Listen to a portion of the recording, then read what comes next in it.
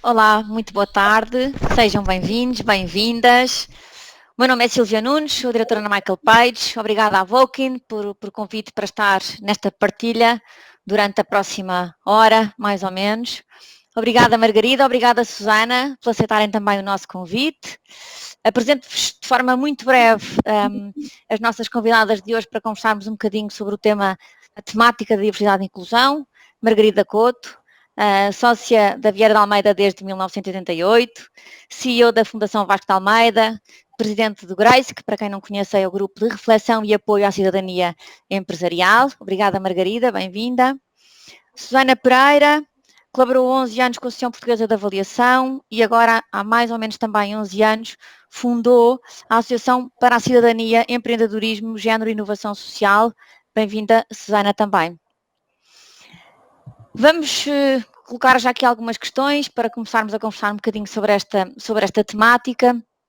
E eu gostava de facto de começar por perguntar à Susana, do ponto de vista de ambiente mais corporativo, quer ao nível das empresas, quer ao nível também do colaborador, quais é que acha que são de facto as verdadeiras vantagens associadas a um ambiente diverso e incluso, Susana?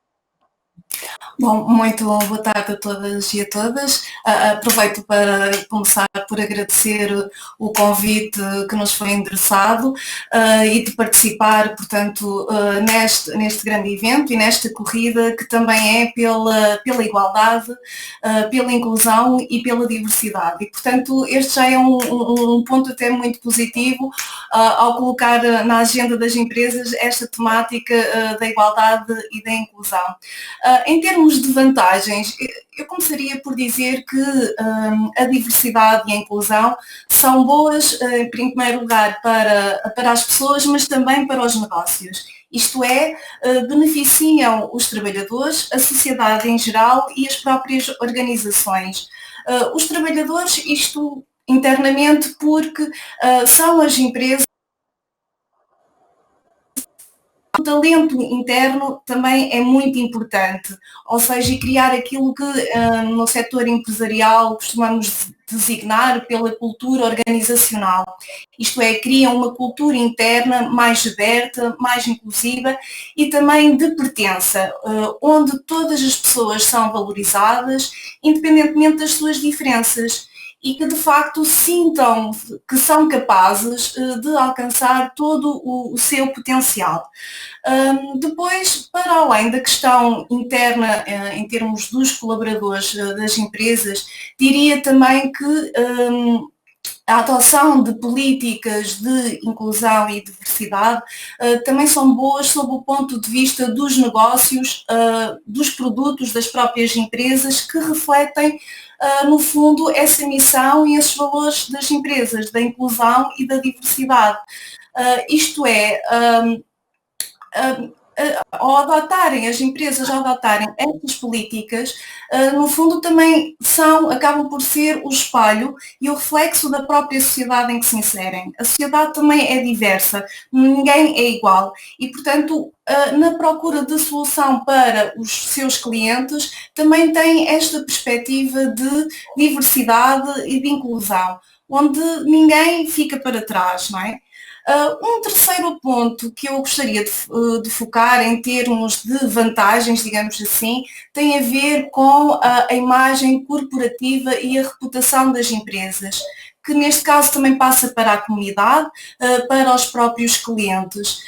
Isto porque as pessoas cada vez mais tendem a fazer as suas escolhas não só em função do produto que estão à procura ou dos serviços ou até desse valor, mas também tendem cada vez mais a valorizar a forma de atuação das empresas, isto é, a missão, os valores e as práticas de responsabilidade, de solidariedade e de coesão social. E, portanto, diria que são, no fundo, estes três grandes vectores, estes três grandes benefícios internamente para os colaboradores, em termos de inovação e competitividade das empresas, porque conseguem de facto ouvir a opinião diversa e interna dos colaboradores e depois também também um impacto ao nível da comunidade e ao nível da reputação e da marca das empresas. Obrigada, Susana. Margarida, a Susana acabou de dizer que há de facto aqui até uma vantagem competitiva para as próprias organizações no mercado onde atuam, tendo em conta a reputação que também elas podem assumir no seu mercado, tendo em conta que estejam atentos a esta temática. A minha pergunta é se acredita verdadeiramente que as empresas estão mesmo atentas a esta temática aos dias de hoje. Boa tarde a todos. Antes de mais, eu queria também agradecer o convite para participar. E quem me conhece sabe que este tema me é muito caro. Trabalho há muitos anos dentro de diversos temas da sustentabilidade das organizações. O facto da diversidade e inclusão, eu acredito que é um dos mais relevantes. E indo, enfim, direto à pergunta que me foi colocada, a questão é sim e não. Eu sou otimista por natureza, portanto gosto sempre de ver o copo mais cheio que mais vazio, mas temos que ter consciência que ainda há muito espaço para encher o copo, né?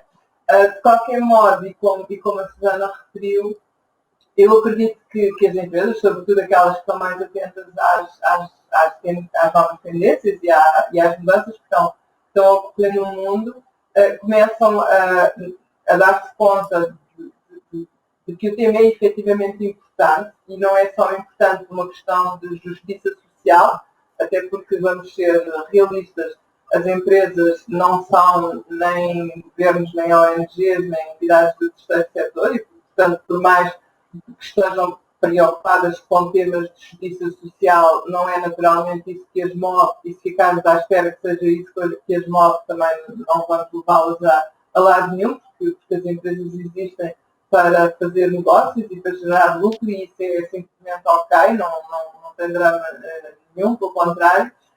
E como a Susana referia, as empresas começam-se a perceber que o tema é relevante para o negócio delas, ou seja, as empresas que efetivamente não fizerem nada pelo tema, provavelmente vão ter um ambiente organizacional pior do seu concorrente, vão provavelmente perder alguns colaboradores, vão ficar para trás na luta pelo talento, e enfim, isto são tudo bons motivos que vão diretamente àquilo que é a linguagem das empresas e que têm contribuído para que seja crescente o número das empresas que põem estes temas na sua agenda C-level, na sua agenda business, digamos assim, não apenas na agenda social, ou seja, não é apenas um tema de responsabilidade social, claro que também é, mas felizmente deixa de ser visto como um tema dos bonzinhos, do departamento dos bonzinhos, e passa a ser visto como um tema absolutamente central ao sucesso da organização. Deixe-me acrescentar, Margarida, que nós aqui, ao nível de recrutamento e seleção, quando estamos sobretudo a tratar de processos de camadas mais jovens, digamos assim, esse hoje em dia começa a ser um ponto muito comentado pelos nossos candidatos ao nível das entrevistas, ou seja, estão francamente interessados em perceber quais são as políticas relacionadas com a sustentabilidade, com a diversidade e inclusão, que o nosso cliente, o nosso parceiro, tem de facto disponível para lhes oferecer. Portanto, eu acho que, se calhar, os mais, que estão há mais anos à frente das organizações, vão ser também um bocadinho empurrados por este, não? Por estes. Eu acho que já estão a ser bastante empurrados, e qualquer dia são mesmo empurrados para fora da sala e alguém toma conta do lugar deles. Eu outro dia li uma frase que achei muito significativa, em que se dizia qualquer coisa do género: ninguém chega a CEO por causa destes temas, entre eles este, da inclusão, mas vai começar a haver muita gente que deixa de ser CEO por causa destes temas, ou seja, por não os compreender. E acho que o assunto é tão sério quanto isso. Eu estive durante muito tempo ligada ao recrutamento, enquanto sócia da Vieira da Almeida, e é muito engraçado porque eu tive 10 anos nessas funções, e a diferença entre as expectativas e o tipo de perguntas que os candidatos no caso, advogados ou outras áreas de gestão do escritório, colocavam no início desse período de 10 anos e no final desse período de 10 anos, já não tinha rigorosamente nada a ver. E portanto, quem recruta, e enfim, vocês na Michael Page, digamos que estão num posto de observação fantástico e também acho que por isso têm um papel em explicar às empresas que é mesmo relevante elas olharem destes temas com seriedade, mas dizia eu que quem está num posto bom de observação, em que vê diretamente, em que analisa diretamente o assunto e tem que interagir com ele no seu dia-a-dia, percebe-se rapidamente que o tema tem muita centralidade e acaba por ser um tema de competitividade das empresas, porque, enfim, quando os millennials eram aqueles miúdos de 20 anos que pareciam um bocadinho irritantes, era uma coisa. Hoje os millennials já têm alguns quase 40 anos, já têm poder de compra, coisa que não tinham quando eram os miúdos. Estão a chegar à liderança das empresas, até porque hoje as lideranças são muito menos verticalizadas e, portanto, é apenas natural ter em empresas, pelo menos naquelas mais abertas e modernas, pessoas com 30 e poucos anos a liderar equipas e, portanto, eu acho que tudo isso vai acabar por forçar as empresas a porem estes temas na agenda, porque, quanto mais não seja, arriscam-se fortemente a perder talento, e o talento, além de ser um bem muitíssimo escasso, e daí a guerra pelo talento, é sem dúvida um fator determinante para o sucesso de qualquer empresa, seja qual for o setor. Mas claro que há setores em que atrair talento ainda é mais difícil do que outros, e portanto esses caras ainda têm que dar mais atenção, mas sim, se a coisa não for lá pelo lado de ser a coisa certa a fazer do ponto de vista de justiça e do ponto de vista ético, eu estou absolutamente convencida que acaba por ir lá por ser a coisa certa a fazer para o negócio da empresa. E, portanto, mantendo a sua veia otimista, mantendo a sua veia otimista, também partilho convosco que quando questionamos também os nossos clientes sobre aquilo que é a missão, os valores, os objetivos, para depois podermos fazer isso, o enquadramento disso aos nossos candidatos, muitos também já nos referem que temas como a diversidade e a inclusão passam a estar nos objetivos globais, ou seja, quase indexados à atribuição de um resultado. Portanto, os meus objetivos enquanto líder de uma organização, a diversidade e inclusão já tem uma percentagem associada a esse meu objetivo se eu quero atingir 100% do meu objetivo. Isto também pode ser um fator que desperte uma vez mais todas aquelas empresas que ainda não acordaram um bocadinho para este assunto, diria eu. Deixa-me só... Não sei se posso só acrescentar. Diga, Susana. Claro. Uma questão relativamente à questão dos processos de seleção e de recrutamento. Nós na Asségis também divulgamos ofertas de emprego mais na área da economia social e solidária. E, por exemplo, nós, mesmo a própria associação, temos logo uma preocupação na forma como divulgamos essas ofertas de emprego. Ou seja, por exemplo, ofertas de emprego em que sejam claramente discriminatórias, por exemplo, em função de um determinado sexo, nós contactamos a entidade e dizemos, por exemplo, que sim, que divulgamos aquela oferta, mas que tem de responder aos critérios que não sejam de discriminação e que passa muitas vezes, neste caso, das mulheres. Ou seja, há determinadas funções e até mesmo em funções que são, sobretudo, ou que têm uma elevada taxa de feminização, falamos, por exemplo, na área da psicologia, até na área de serviço social, normalmente acontece muitas vezes dizerem que querem recrutar um técnico de serviço social ou que querem um psicólogo. E, portanto, começa logo por aí essa questão nas ofertas de emprego e na forma como as empresas recrutam e selecionam os seus profissionais. Depois salientar uma questão muito importante. De facto, estas questões da missão da entidade, das empresas e das organizações, é importante não só para a comunidade em geral, mas também para aquelas pessoas que, por exemplo, se estão a candidatar a uma determinada oferta de emprego. Quando uma empresa abre uma vaga de recrutamento, obviamente tem um conjunto de critérios, mas os candidatos e as candidatas também vão conhecer essa empresa, não é? Ou seja, qual é que é a missão, o que é que fazem, o produto, estudar um bocadinho a empresa, até para se preparar, por exemplo, para a entrevista. E, de facto, também tem muito em conta estas condições de trabalho. Ou seja, como é que aquela organização está até cotada em termos, e por isso é que também existem até vários índices e vários rankings que, no fundo, também fazem uma avaliação das próprias empresas ao nível da responsabilidade social, ao nível da inclusão destas temáticas e, portanto, por exemplo, muitas dessas pessoas já não concorrem ou não querem, por exemplo, trabalhar para aquela entidade. E o que é que acontece? É importante pensar que quando falamos efetivamente em políticas de inclusão e diversidade, também estamos a falar no fundo, de que são as próprias empresas que têm estas boas práticas no local de trabalho que acabam por atrair e reter os profissionais mais qualificados e por mais tempo. Porque também, muitas vezes, não é por acaso, sobretudo se formos ver a parte das empresas tecnológicas, que têm, em termos de recursos humanos, estão sempre em processos de recrutamento, ou seja, muitas vezes não conseguem manter por muitos períodos de tempo determinadas pessoas que estão na empresa. Isto porquê? Porque também têm, obviamente, propostas de trabalho, mas também porque muitas vezes procuram diversificar e encontrar empresas que tenham estas práticas, ou seja, que não seja só pela questão da remuneração, mas que também passe muito por estas questões do ambiente de trabalho. E portanto, isto é uma questão muito importante a reter e tem a ver muito com a competitividade das empresas, a olhar para esta questão de reter e atrair profissionais mais competentes por mais tempo, que passa pela adoção deste tipo de políticas. Era só este plano à parte que eu queria fazer.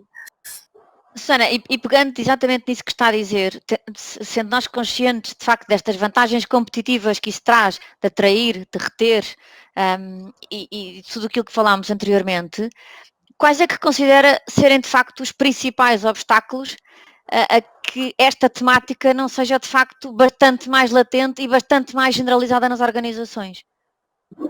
Bom, eu diria que um dos principais obstáculos reside sobretudo na mudança de paradigma e da forma como encaramos estas questões. Ou seja, quando falamos de políticas de igualdade, não discriminação, diversidade e inclusão, acabam por ser apenas entendidas como questões sociais, ou seja, problemas sociais. Mas são mais do que isso. Aliás, não é por acaso, por exemplo, que as Nações Unidas, através da Agenda 2030, que colocam estas questões da diversidade e na inclusão como uma estratégia inteligente para o desenvolvimento social e económico nas organizações e num mercado cada vez mais global e competitivo. E, portanto, começaria por aí, por encarar estas questões que são tidas apenas como questões sociais, como questões que é mais do que isso, são questões de desenvolvimento económico. E diria que, efetivamente, existem muitos obstáculos, até porque basta ver em termos da lei, ou seja, nós verificamos que para ultrapassar estas questões que têm a ver com a não discriminação, com a igualdade e inclusão, passa muitas vezes não só por sensibilizar, por desenhar estratégias, quer a própria Comissão Europeia, quer a nível nacional, mas por construir um quadro legal mais robusto. Ou seja, só mesmo através da legislação é que conseguimos mudar esta perspectiva e a integração da igualdade e da inclusão nas empresas. E, por exemplo, passa muitas vezes pela imposição de cotas. Nós, nos últimos anos, a nível nacional, por exemplo, temos verificado um avanço e um progresso muito significativo ao nível do nosso quadro legal, por exemplo, com a aprovação da Lei número 4 de 2019, referente à implementação de cotas de emprego para pessoas com deficiência, ou seja, que no fundo obriga o setor privado e as empresas com mais de 75 trabalhadores a contratar entre 1 a 2% de pessoas com deficiência ou incapacidade. E, portanto, este é um dos primeiros passos, ou seja, através da lei e através de imposições legais, conseguir fazer esta mudança nas organizações. E quando falamos de cotas, também falamos de cotas, por exemplo, em matéria de direitos das mulheres. Para além de cotas para pessoas com deficiência, nós também sabemos que em 2018 foram aprovados vários diplomas legais que visa, sobretudo, promover a participação das mulheres em cargos de liderança e de decisão. Portanto, esse enquadramento legal faz de acordo com a própria diretiva da Comissão Europeia, em que também, desde 2012, tem vindo a fazer um trabalho ao nível dos países europeus para a adoção de cotas, as designadas cotas de género, sobretudo das mulheres nos conselhos de administração e de liderança das empresas. E em Portugal também foram adotadas. E, portanto, este é um passo muito significativo que se consegue, de facto, através de um quadro legal e de uma legislação mais robusta. E, portanto, entendo que as empresas muitas vezes não veem, de facto, com bons olhos estas imposições legais, não é? Sobretudo a questão de cotas, seja para pessoas com deficiência, seja de cotas para mulheres em cargos de decisão e de liderança, mas, efetivamente, se nós queremos mais mulheres em cargos de decisão, se nós queremos mais pessoas, por exemplo, com uma deficiência ou incapacidade a trabalhar nas empresas, muitas vezes só passa pela implementação destas medidas, porque de outra forma o caminho seria ainda mais longo. A verdade é que muitas vezes estamos a falar de diversidade e inclusão e diga-me, Susana, também o que é que acha. Às vezes parece que continuamos a levar só ainda muito a diversidade e inclusão, às vezes para os temas da igualdade de género, e deixamos às vezes um bocadinho ainda mais de parte, pelo menos nas organizações, a vertente mais da inclusão das pessoas com deficiência, por exemplo.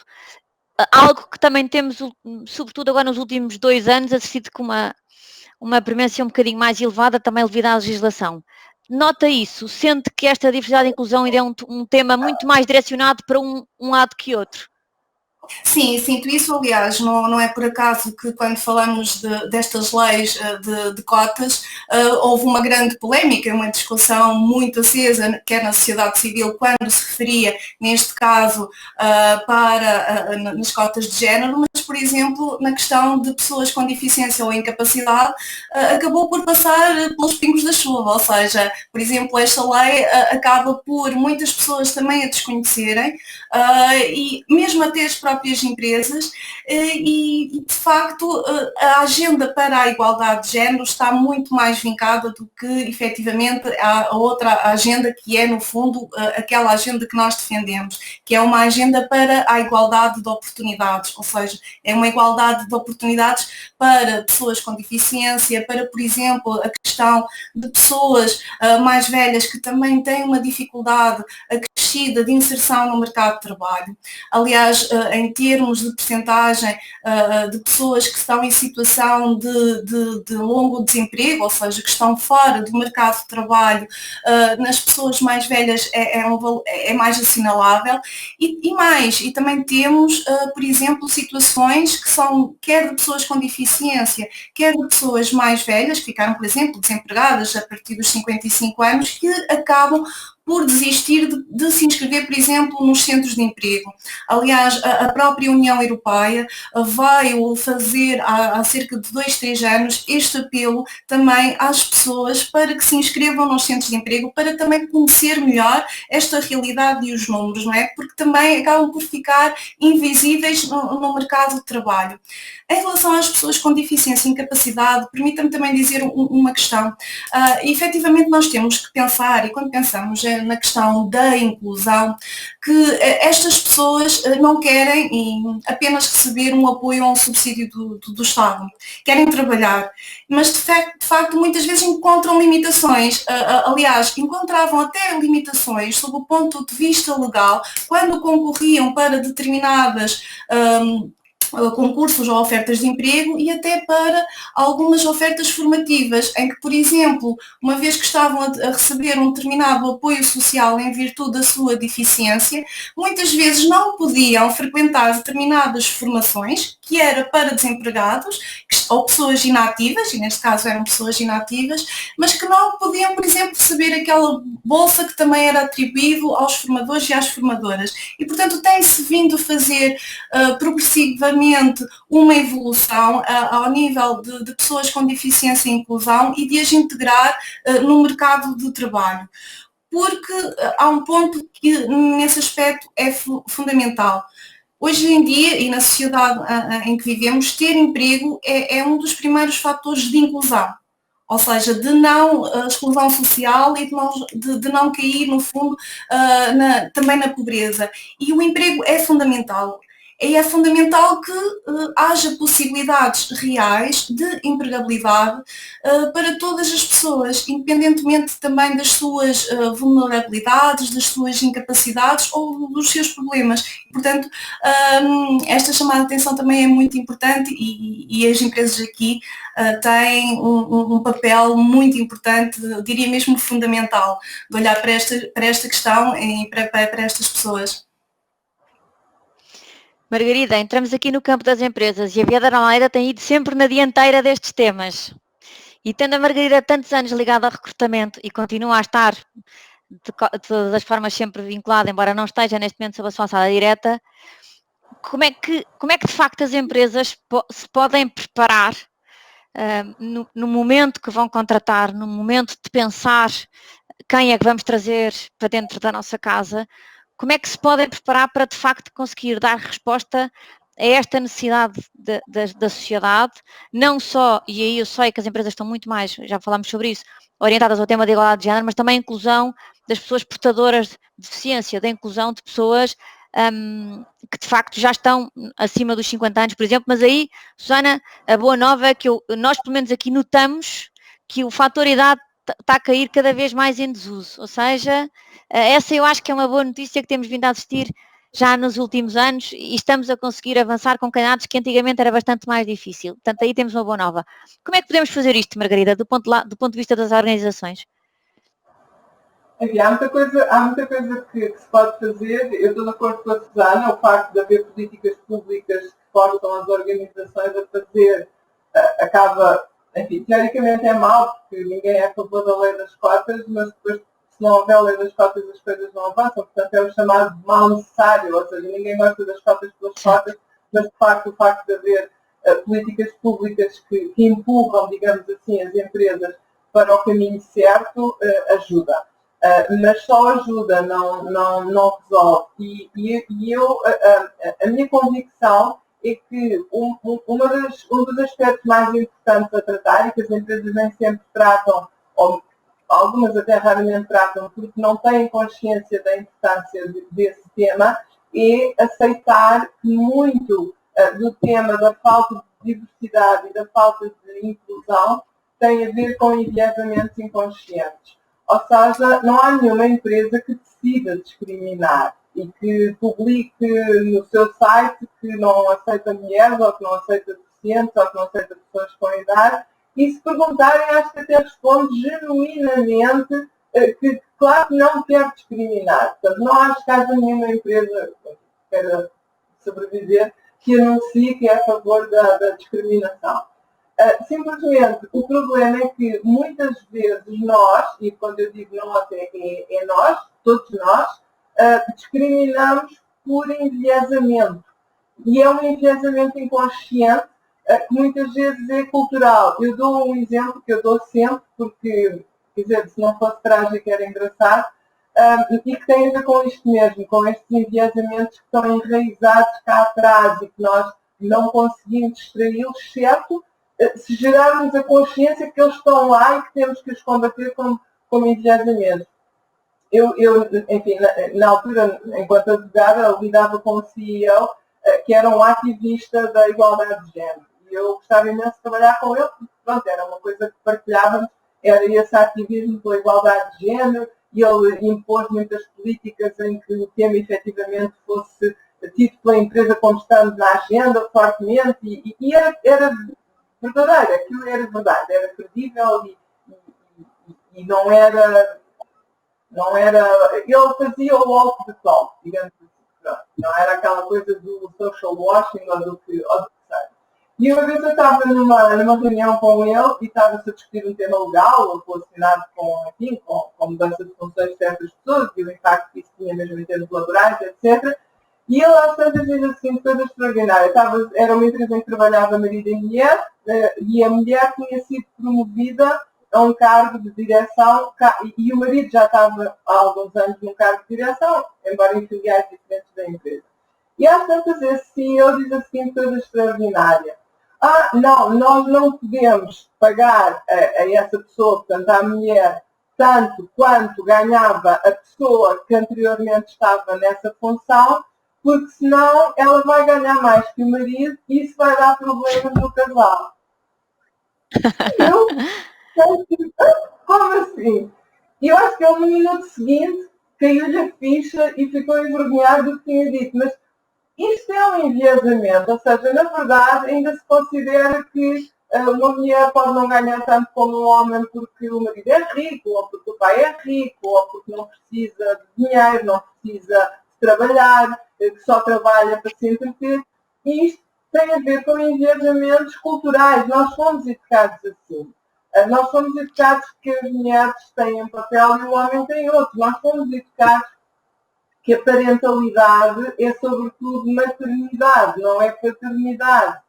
A própria lei acaba por reforçar isso ao atribuir uma licença muito mais prolongada à mulher do que ao homem. Se eu fosse ministra por um dia, era a primeira coisa que eu acabava era com isso, obrigava a que a licença de parentalidade fosse igual para ambos, não que importasse, mas que fosse igual para ambos, porque, na verdade, quando uma empresa decide recrutar com um cargo de grande responsabilidade, além de todos estes enviesamentos negativos, é evidente que se essa pessoa está em idade fértil, enfim, assume que quer ter filhos, o que é apenas normal e desejável, é evidente que se calhar um CEO hesita entre se tem um candidato igualmente bom homem e um candidato mulher, mas ele não vai nunca desaparecer do mapa durante 4, 5 meses e ela, por fatalidade, irá no curso do exercício do cargo, é natural que também fruto destes enviesamentos inconscientes acabe por se dar sem nenhuma vontade discriminatória em si, a prevalência ao candidato masculino. Isto no tema do género, que é de facto o tema que está mais na agenda das empresas.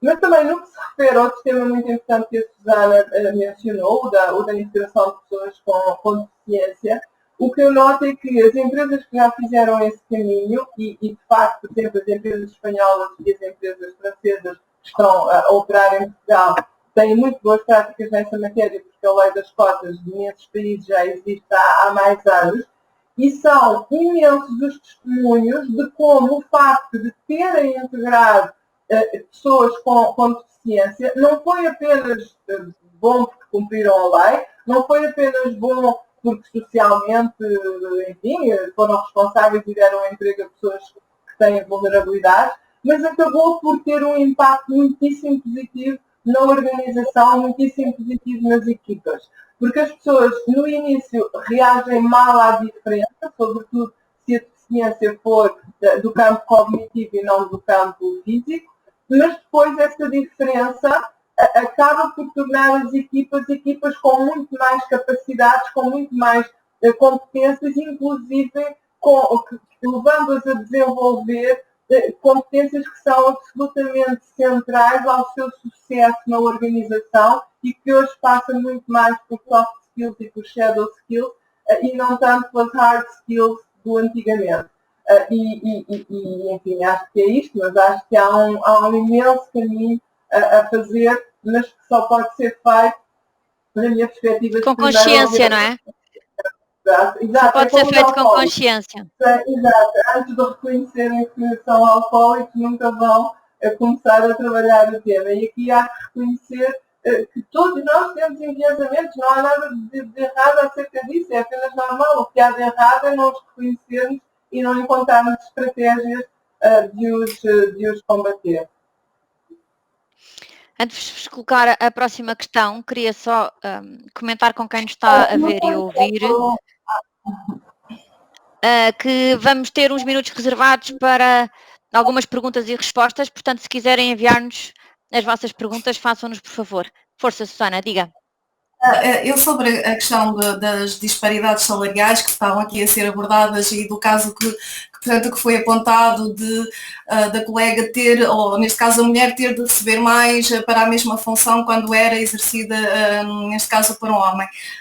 Nós em Portugal também nos últimos 2 anos fizemos um avanço muito significativo nesta matéria com a aprovação da Lei da Igualdade Salarial, em que de facto veio dizer uma coisa muito simples, não se trata se é homem, se é mulher, não é isso, porque as políticas de igualdade de oportunidades e de igualdade, neste caso, para ambos os sexos, é mesmo nesse sentido, de que a trabalho igual ou de valor igual também seja retribuído um salário e uma remuneração igual, que não haja essa diferença. E esta é uma questão muito importante. Aliás, em termos mundiais, calcula-se que as disparidades ou que a diferença salarial entre homens e mulheres seja de 23%. Na União Europeia é de 16% e em Portugal é 16,3%. Portanto, estamos a falar de uma diferença de remuneração em termos do mercado de trabalho entre homens e mulheres muito grande. E essa diferença nos salários também se verifica, sobretudo, ou melhor, aumenta à medida que falamos de funções executivas e de topo. Portanto, é uma questão muito importante e relevante, sobretudo porque não é só na questão do presente, de eu, pelo facto de ser mulher, ganhar menos do que um homem, porque isso é factual, existe, não há como contornar os números. Mas o problema depois é a médio e longo prazo. Nós, por exemplo, sabemos que, pelo facto das mulheres, em média, ganharem menos do que os homens, depois também vão receber pensões de forma mais baixa. E, nesse caso, a média situa-se a nível europeu nos 35%. E, portanto, isto é um fator muito importante e que tem consequências reais na vida das mulheres, em que, por exemplo, acabam por estar mais expostas à situação de pobreza e exclusão social, simplesmente por este motivo, porque muitas vezes têm o mesmo trabalho, um trabalho de valor igual, e recebem menos porque são mulheres. E nesse sentido é muito importante a criação, lá está, deste mecanismo legal, que sem ele muito dificilmente iríamos conseguir alcançar essa igualdade.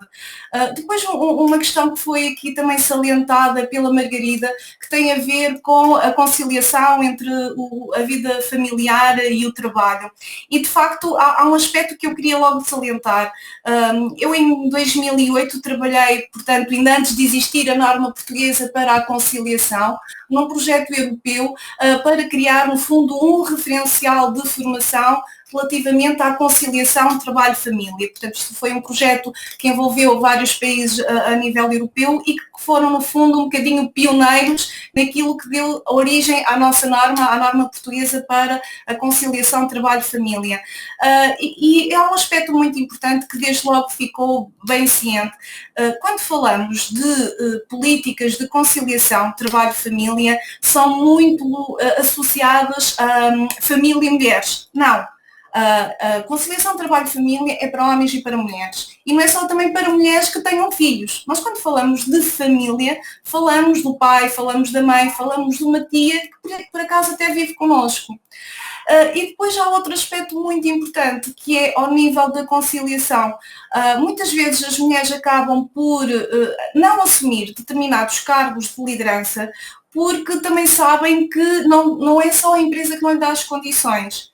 A própria família que elas têm, sabem que depois têm um conjunto de obrigações que recaem sobre elas, que que passa pelo cuidado dos filhos, o cuidado da sogra, o ir ao hospital, o ir levar os filhos, o fazer, portanto, o almoço, o jantar, as compras. E, portanto, esta mudança também tem que ser feita por homens e por mulheres. Porque quando nós falamos de estereótipos, tendemos a achar que são estereótipos que os homens têm sobre as mulheres. Não, as próprias mulheres, a forma de atuação no local de trabalho e nas empresas também os reproduzem. Portanto, quando falamos de estereótipos machistas, nós na SEGES não utilizamos muito esse conceito e essa linguagem, porque são estereótipos de género, ponto, de homens e de mulheres. E as próprias mulheres têm e incorporam e até passam estes estereótipos na forma, por exemplo, como educam os filhos e filhas de forma diferente. E, portanto, é preciso também dizer isto às mulheres. E também é preciso dizer mais. É preciso dizer que, por exemplo, quando uma mulher está no local de trabalho, e, por exemplo, acontece situações em que trabalha homem e mulher, e na mesma função, se o filho fica doente, ela é que fica em casa. Ela é que não, por exemplo, fica a fazer horas de trabalho. E o marido fica.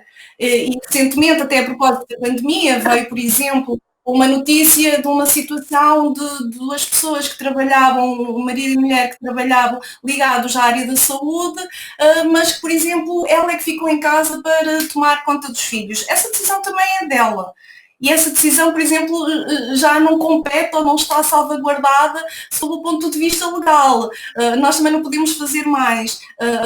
É a própria sociedade no seu conjunto que tem de encarar esta forma de estar no mercado do trabalho. E, portanto, é este ponto que queria salientar e que é um fator muito importante. Ou seja, a mudança não é às vezes só das empresas, não é só legal, também é nossa. Nós somos decisivos sob esse ponto de vista. Não sei se tu me uma questão depois para... Não, eu costumo, eu estou também muitas vezes em conferências e eventos ligados a esta temática e eu costumo sempre dizer que eu acho extraordinário reunirmos sempre para falar de um tema que precisa de ser cada mais falado para de facto ser cada vez mais executado, mas eu continuo a achar que normalmente reúnem-se nestes fóruns as pessoas que já têm de facto interesse por esta temática. E a minha pergunta para as duas vai, como é que nós trazemos os outros para este fórum? Como é que nós conseguimos trazer para este fórum aqueles que ainda não disputaram para este tema? Bom, que é que acham que eu posso já que estava a falar, depois passo então à Margarida, mas trazemos os outros dizendo que são problemas globais, que nos dizem respeito a todos, ou seja, ninguém pode ficar para trás. Quando nós pensamos, não é só nas empresas, é na sociedade no seu conjunto, no envolvimento de todos e todas nós, sociedade civil, empresas, universidades, organizações, de entender que se ficarmos pela metade da população, se ficarmos pela metade das pessoas em função por exemplo, das suas características ou da sua etnia, da idade, da deficiência, nós vamos também ficar todos para trás, vamos ficar a meio do caminho. Ou seja, preciso de todos e de todas para alcançar aquilo que, de facto, é um ambiente melhor para todos e passa objetivamente pela inclusão e pela igualdade. Agora, como nós captamos? Nós, por exemplo, na SEGES fazemos um trabalho que é muito de mostrar, através de indicadores concretos, as desigualdades que existem. E nós verificamos isso, por exemplo, quando nós estamos agora a falar de igualdade salarial. É prática comum ouvir-se dizer, mas na minha empresa ganhamos todos, não, os meus colegas, não é diferente. Bom, existem indicadores reais e objetivos. Eu, a nível pessoal, até posso não os sentir, mas existem. E muitas vezes só trazendo estes indicadores, que tem a ver com a pobreza, com a exclusão, com a discriminação salarial, com a percentagem, por exemplo, ainda muito baixa de pessoas com uma deficiência ou incapacidade que estão no mercado de trabalho, que nós verificamos que isto é um problema real e que existe. E só a partir daí é que se consegue fazer a mudança. Por exemplo, na lei das cotas de género, foi um longo debate interno em Portugal, mas, por exemplo, é um debate que vem na União Europeia desde 2012. E só, de facto, quando se coloca na mesa o número, por exemplo, de mulheres que estão em lugares de decisão, e que nós vemos que são cerca de 8% a nível da União Europeia nas maiores empresas, é que nos questionamos se de facto temos ou que temos de fazer alguma coisa, que temos de agir, porque não podemos continuar. Ou seja, neste caso, por exemplo, o que se está a dizer às mulheres é que são muito boas para trabalhar, mas não são boas para liderar. E isso são as próprias empresas que o dizem, porque têm internamente um quadro de recursos humanos, mas que acabam por colocar, em termos de desafio e liderança, os mesmos, não é? Que neste caso são os homens. E este ponto é muito importante, de facto, mostrar as desigualdades através dos diversos indicadores que existem e que nós hoje em dia temos, para que as pessoas possam percepcionar melhor essas desigualdades. E esse para mim é um caminho importante, que é mostrar efetivamente as desigualdades, através de valores, indicadores, para as pessoas os conhecerem e depois interiorizarem. Obrigada, Susana. Margarida, temos mais ou menos 1 minuto e meio antes de termos, infelizmente, que nos despedir. Conte-me lá, como é que nós trazemos estes menos interessados para junto de nós? Olha, eu vou ser sincera, eu acho que com empresas temos que falar a linguagem das empresas. E há muitos estudos que demonstram que há um dividendo da diversidade. Ou seja, a diversidade é boa para o negócio, a diversidade dá um dividendo extra. E eu acho que isso é a melhor forma de chegar, ou de fazer chegar a conversa ao C-level, ao nível de quem pode efetivamente tomar decisões. Porque efetivamente não há nada mais inútil, como diz, do que, por exemplo, fazer o que seja, uma iniciativa qualquer destinada a fazer a promoção, a avançar o tema da igualdade de género numa empresa e toda a plateia serem mulheres. Quem tem que perceber a importância do tema são os homens. Mas muitas vezes também, como dizia a Susana, nós mulheres somos muito responsáveis pela situação. Primeiro, porque não chamamos os homens para a conversa, falamos umas com as outras como se isso fosse um tema de mulheres. Não é, é um tema da sociedade, é um tema da economia. Uma empresa investe em formação tanto em homens como em mulheres. Não há nenhuma empresa no mundo que vai dizer que só paga um MBA a um homem e não paga uma mulher, e depois não lhe dá a liderança ou não lhe dá condições de chegar à liderança e está a drenar todo o investimento que fez. Portanto, é falar de coisas concretas, é falar na linguagem, digamos assim, business, que eu acho que é a mais efetiva para quem tem que tomar decisões vindas de cima. Susana, Margarida, muito obrigada pela vossa disponibilidade.